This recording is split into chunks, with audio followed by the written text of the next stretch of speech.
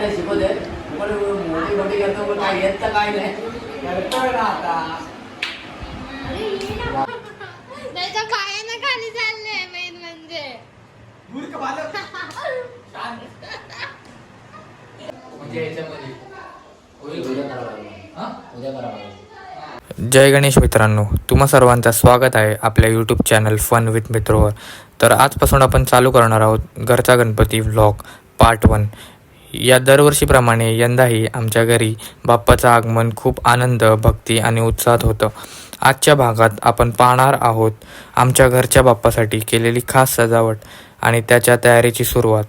गणपतीसाठी सजावट ही प्रत्येक घराची खासियत असते.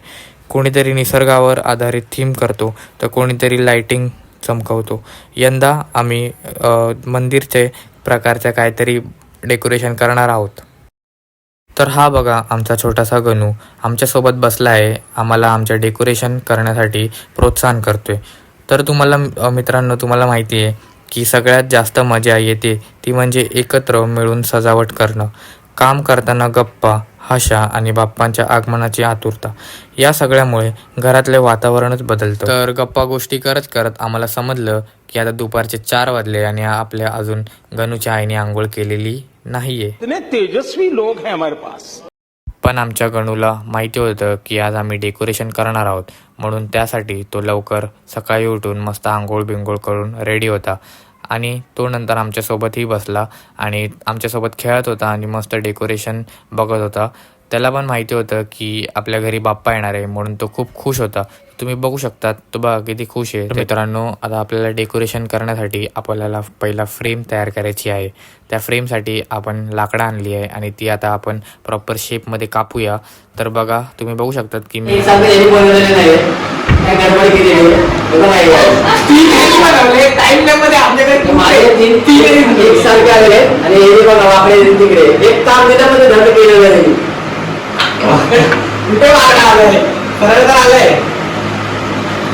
पुष्पाचा फॅन आहे ना, आमच्या सर्व वापरला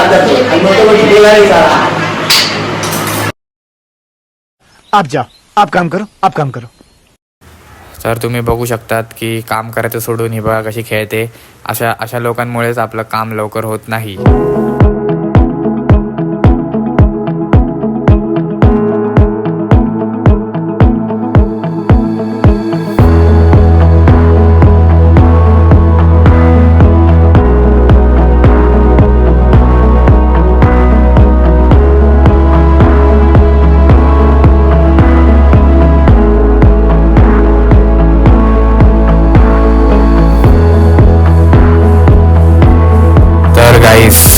आता फायनली आपल्या एवढ्या तासाची मेहनत आता आपली पूर्ण झाली आहे. म्हणजे आपली फ्रेम रेडी झाली आहे.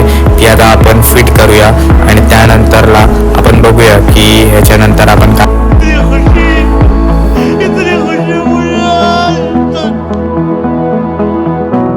त्यानंतर आम्हाला एक आयडिया आली की आपण त्या फ्रेमला कसं लेवलमध्ये आणू शकतो.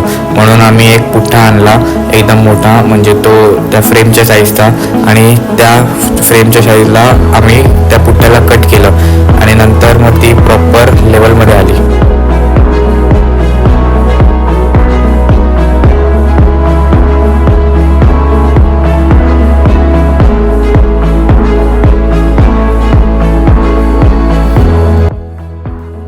मामा की खास दोस्त की बेटी. हाय रूपा. नालिया. रूपा.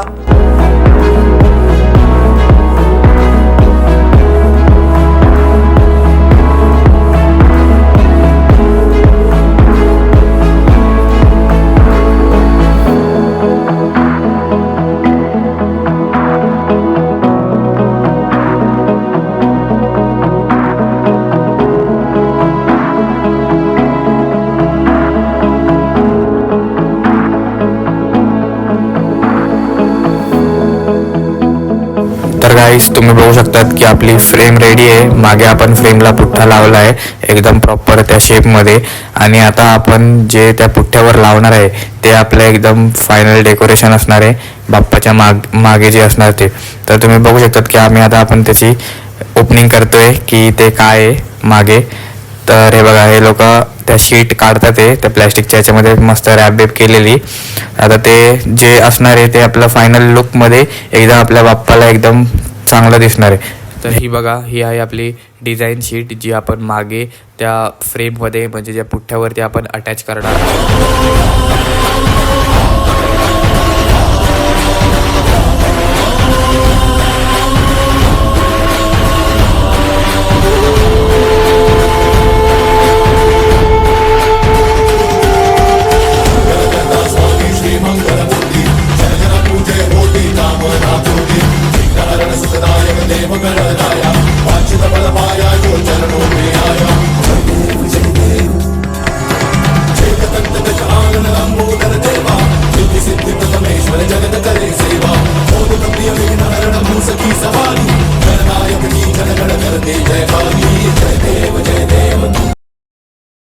एवढं काम केलं ते नाही दिसलं. आता तर बसली आहे ढोकासारखी. आता जरा ब्रेक नको. सुट्टी लागली. हमको कुछ नहीं, हमको बस जरा खाली आत चाललाय. शेप देतोय. त्याच्या पायानं खाली चाललंय मेन म्हणजे. मूर्ख बालक. एक काम कर, 200 रुपए दे और 50 रुपया काट ओवर एक्टिंग के वजह. हो गया कहता. तर गाईज आता आम्हाला समजलं की ज्या लाकडाच्या फ्रेमला आम्ही जो पुठ्ठा लावलेला तो प्रॉपर काय त्या शीटला फिनिशिंग देत नव्हता. म्हणजे ती शीट अशी लेवलमध्ये येत नव्हती. म्हणून आता आम्हाला एक आयडिया आली की हा पुठ्ठा काढून आपण त्याच्यावरती फक्त लाकडाची फ्रेम बनवायची. म्हणून आता आमचं डबल काम झालं की हा पुठ्ठा परत काढायचा, परत त्याच्या लाकडाची फ्रेम बनवायचे. म्हणून आता आम्ही हा पुठ्ठा काढूया, नंतरला त्याच्यावरती आपण लाकडाची फ्रेम लावूया त्याच प्रॉपर लेवलचे आणि त्याच्यावरती आपण शीट लावू.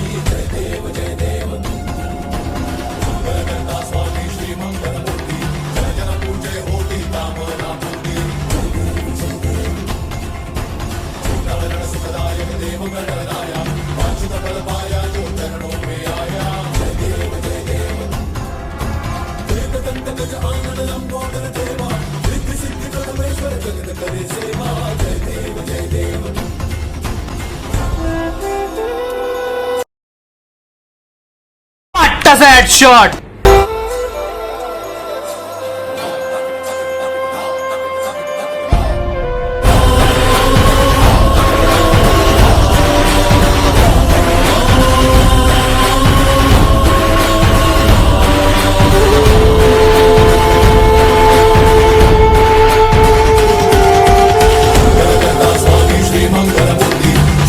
तर मित्रांनो, आमच्या बाप्पाची सजावट अर्ध पूर्ण झाली आहे. पुढच्या भागात आपण पाहणार आहोत सजावटीचे फायनल लुक आणि त्यावर अजून काय आपण फायनल टच देऊ शकतो ते. जर हा भाग तुम्हाला आवडला असेल तर नक्की लाईक, शेअर आणि सबस्क्राईब करा आणि कमेंटमध्ये आम्हाला सांगा यंदा तुम्ही बाप्पासाठी कोणती थीम निवडली आहे. तोपर्यंत गणपती बाप्पा मोरया, मंगलमूर्ती मोरया. भेटूया पुढच्या ब्लॉगला.